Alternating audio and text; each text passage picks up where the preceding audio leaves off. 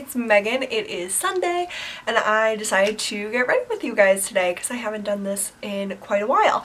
So I am gonna like go over stuff that I've been really liking and just of course chatting with you guys. But I love this Paula's Choice Resist Super Light Daily Wrinkle Defense SPF 30.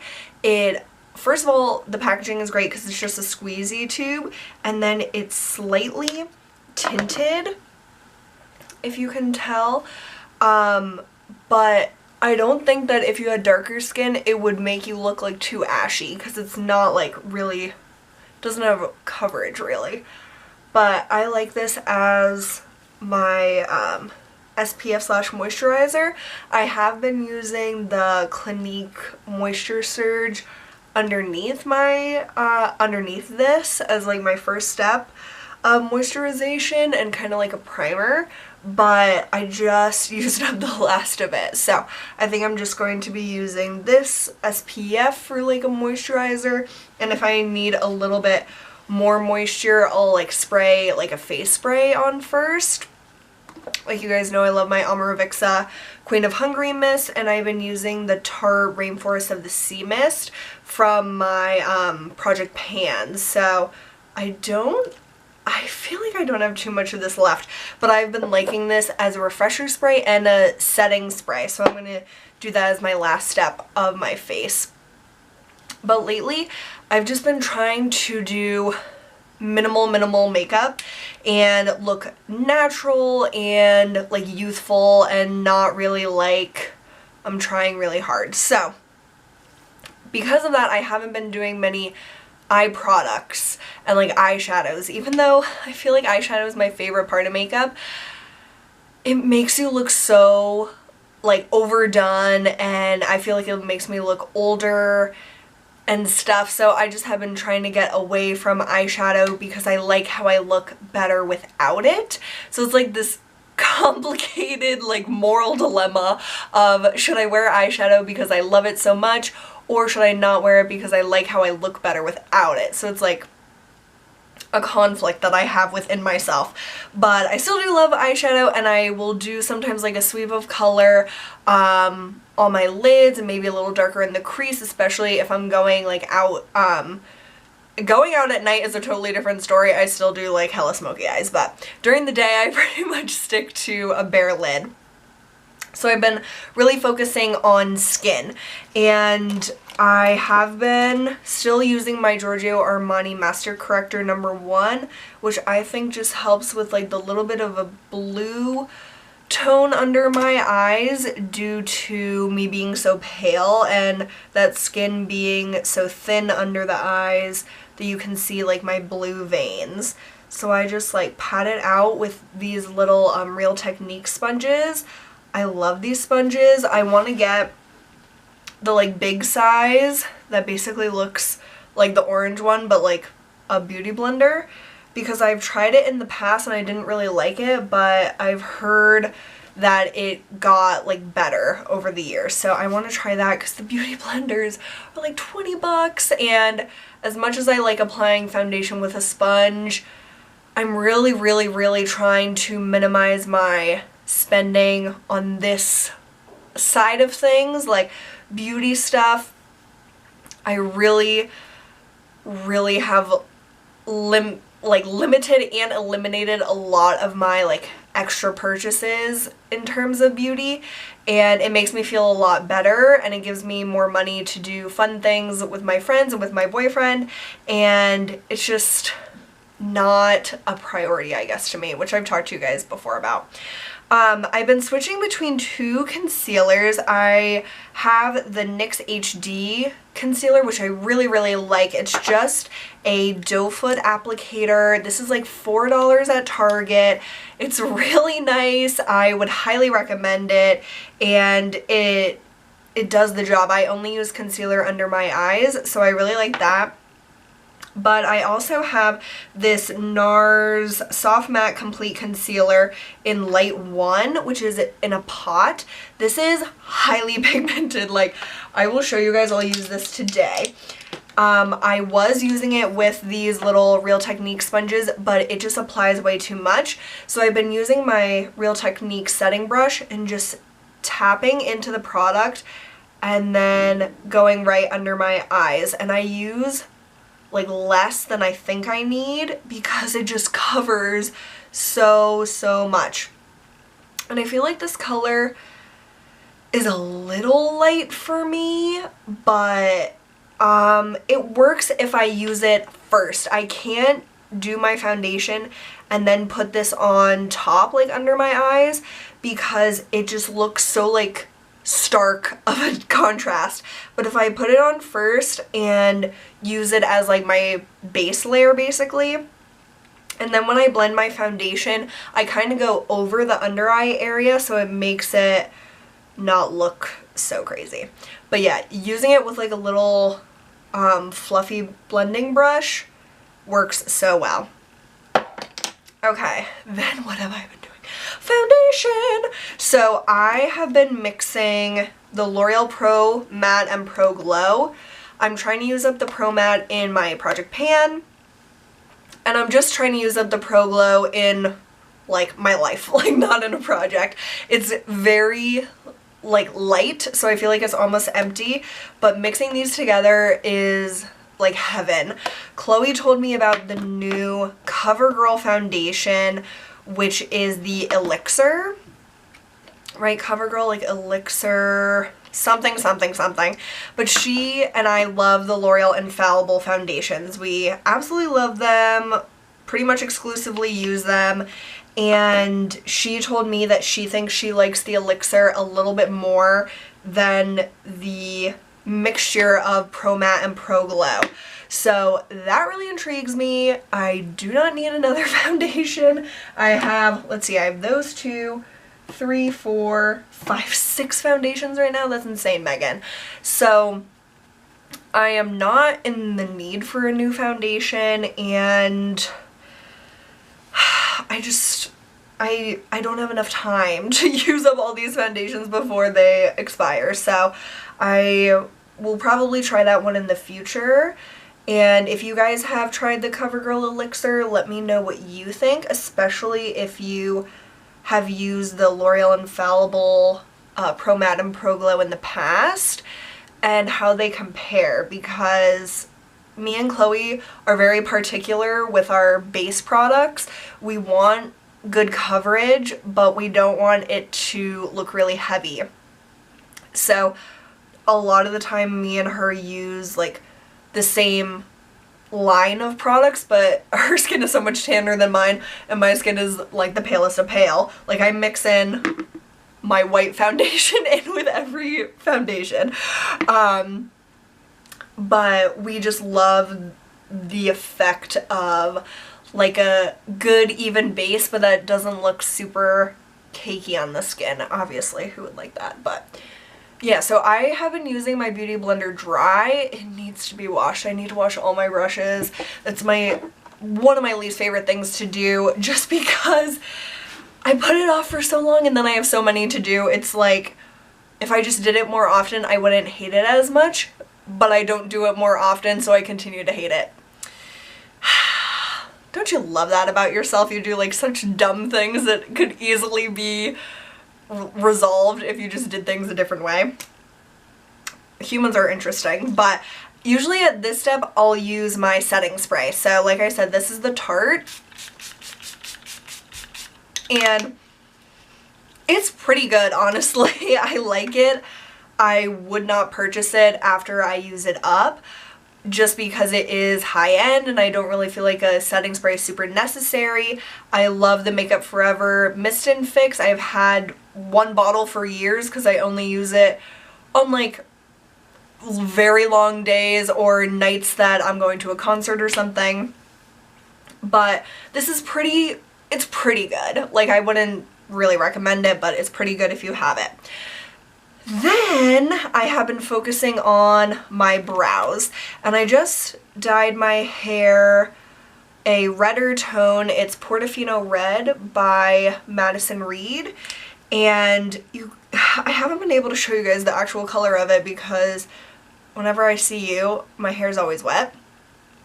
But it's definitely more of a red tone as opposed to the more not lavender, but like violet tones that I've been doing. So I am using the Auburn Anastasia brow definer again. I've been trying to use up my other brow pencils like this NYX Micro Brow and Taupe, but now it's just way too cool tone for this hair color, so I'll probably have that for another 6 months trying to use it up. But yeah, I really love these brow definers. I love the shape of the pencil. It's like a little triangle and it's just so fast. Chloe got me this for Christmas, I think, and it's awesome. Alright, now what? I like that this foundation has like the matte, but then on the tops of your cheeks and stuff it has like a glow. It's just the perfect combo. Yeah, so at this step sometimes I would do a little bit on my eyes, but literally I'm gonna do nothing today. I'm so excited. I made pancakes and they turned out not very good.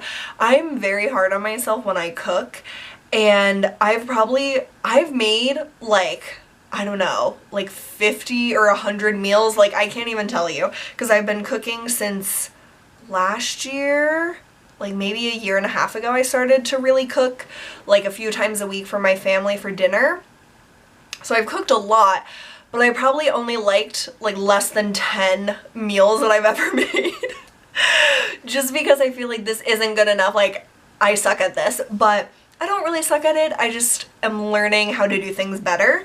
But today was the first time I made pancakes and it just didn't turn out well. Like, they were too dense, and so I'm like disappointed about that, but I felt kind of successful being like, I want pancakes and I'm gonna make them. And even though they weren't delicious, it was still good that I was motivated enough to do it. So yeah, that was probably my only productive thing of today. Well, I am gonna film. That's very productive because I don't do that very often anymore, as you guys I'm sure are aware. But I have my empties I want to do, and I'm doing this video, which is fun and different for me to do, get ready with me. And there might have been one other video I was thinking about doing, but now I can't remember. And today is National Ice Cream Day, apparently. According to Instagram it is. So I hope to get to my favorite ice cream place, which I haven't been to in a long time, to celebrate that. So anyway, long story short, I'm not going to do too much on my face because I'm not doing too much today. But I've been trying to, I always do mascara. No matter what, I always do mascara. And I've been trying to use up I think these are my only two mascaras that I have open at the moment. The Maybelline Colossal Big Shot and the Clinique High Impact. They're both good, but neither of them would I really like run out to repurchase. I still much prefer my L'Oreal Voluminous. But I had a question for you guys, because this has been an issue I've had for years and I've just kind of avoided it because I didn't want to change my ways. But I noticed that no matter what mascara I use, even if I don't use it on my bottom lashes, by like 11 a.m., so like three or 4 hours after I do my makeup, I have like residue under my eye, even if I don't put my mascara on my lower lashes. And so my question is there mascara that does not do that, that isn't waterproof, or should I start to buy waterproof mascara? Because it's something that I feel like it doesn't need to happen, and it makes my makeup look so worn so quickly, and I just don't like that. Like, yesterday, I mentioned this in my vlog, but I cried irrationally a lot yesterday. Like, I am on my period, so I'm like extra hyper emotional. So me and Michael were going to get Chinese food, and we were just like talking in the car, and I just started to like cry over like stupid shit that like shouldn't bother me. And and wasn't really bothering me. It was just like I was so emotional I couldn't help it, and it felt better to cry than to hold it in.